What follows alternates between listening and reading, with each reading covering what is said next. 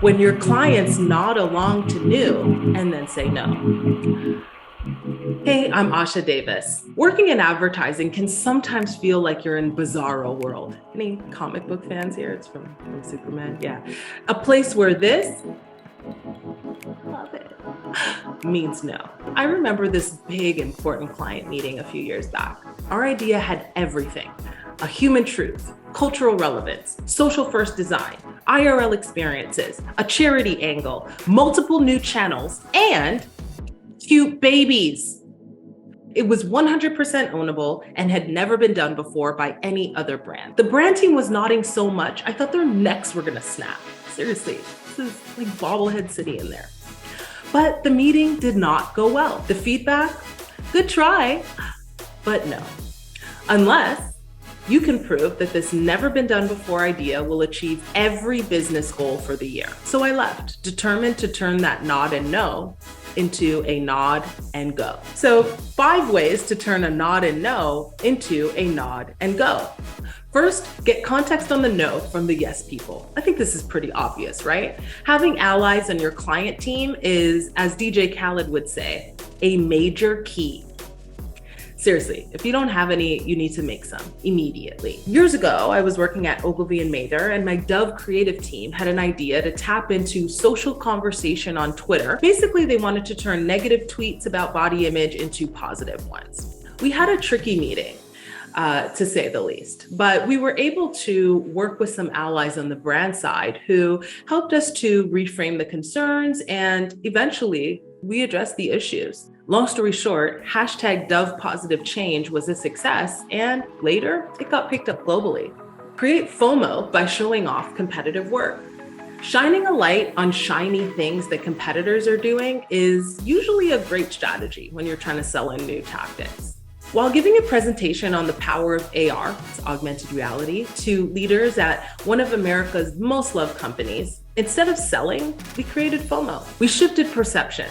We showed how other beloved brands like Live Nation, Nike, and Vogue magazine already are using AR to transform the way that people interact with the world. Did someone say, I'll have what she's having?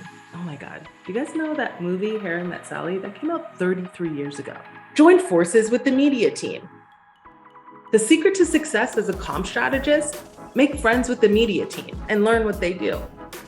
Media strategy, investment, partnership folks, they typically control the money. They can help you find value adds, AKA free money, with existing partners. I've collaborated with media friends throughout the years to use value adds to fund interactive 360 videos, creator programs, even a YouTube search-driven pre-launch program that eventually got featured in a Think with Google article. None of these tactics would have been possible otherwise. And in fact, many projects that kicked off with this free money actually continued to run with real money after they proved they were effective. 4, present your ideas as a plan. Showing how the campaign could roll out, think timeline, touch points, top line tactics, early in the creative process really increases the chances of hearing a yes. I don't know for a fact, I just know it's true. This also works really, really well in pitches, which I'm sure lots of you already know. I've used this in my career too many times to count. It also came in handy when I was trying to convince my dad to let me get contact lenses when I was like 15 years old. Yeah, I did a whole PowerPoint. It was a whole thing. Trust me, that's a story for another day, but this works. 5, adopt the mantra: test, learn, and optimize.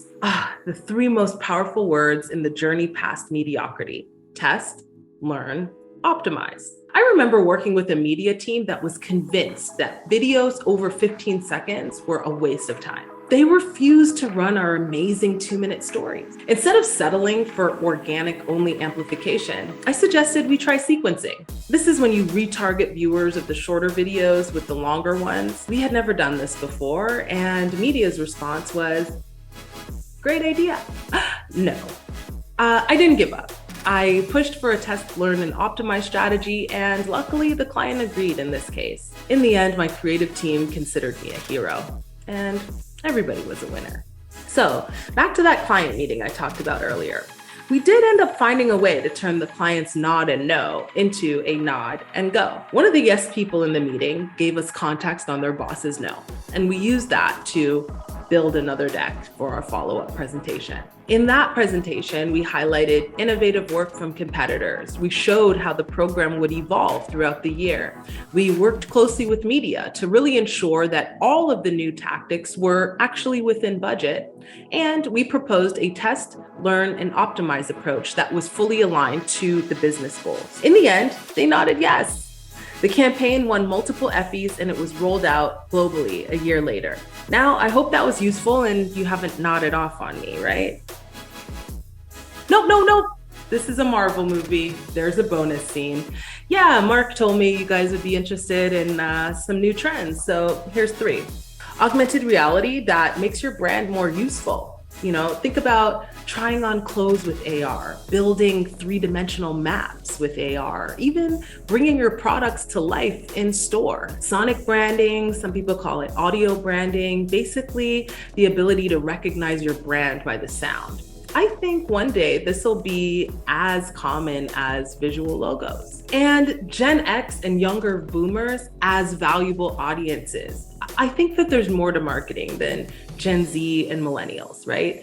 We're living longer. Jay-Z's 52, Halle Berry's 56, J-Lo's like 51. Cool people like them deserve to be targeted, in my opinion. And big shout out to Kith by Jerry Seinfeld. I mean, absolutely awesome. Okay, now I'm done. Thank you so much for your time and hope this is useful. Bye.